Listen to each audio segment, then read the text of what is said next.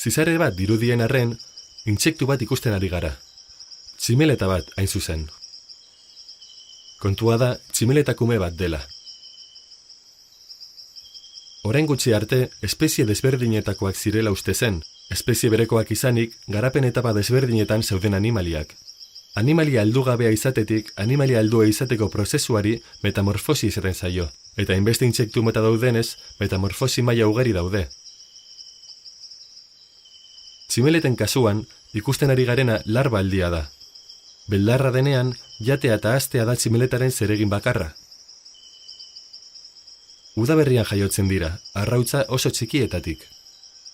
Orain, udan, asko jandutenez, milaka aldiz handiagoa da haien pisua, eta prest daude hurrengo urratsa emateko. Hau da, animalia ordena honetan gertatzen den bezala, pupa edo krisalida bihurtuko dira. Zeta beldarrak babeserako kapullu bat egiten du, aldaketa handiko fase honetan ez baita mugituko. Zeta beldarraren kasuan, hilabete inguruko iraupena izango du prozesu horrek.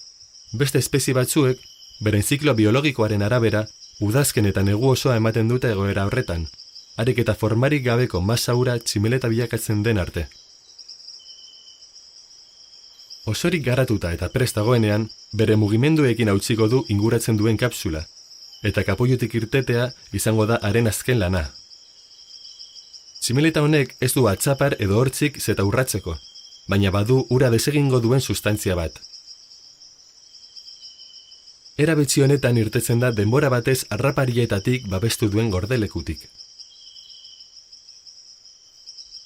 Heldutan, egun gutxi batzuk baino ez dira bizitzen tximeletak, batzuk ordu gutxi batzuk baino ez. Askok, ez dute jateko lanik hartzen, ugaltzea eta espeziaren biziraupena ziurtatzea baita orain beren egitekoa. Zeta tximeletak, sarri, elkarren zain egoten dira kapullutik irtetzean, antxe bertan harrak emea estaltzeko. Egoak astindu arren, ezin dute egan egin. Elkarren handik gertu jaio eta zikloa ahalik eta azkarren osatzea da haien helburua. Egun batean edo, gehienez, 2 egunetan, harrek eme guztiak ernaltzen dituzte, eta emeek ordu gutxiren buruan errungo dute. Horrela, berriro ekingo zaio zikloari.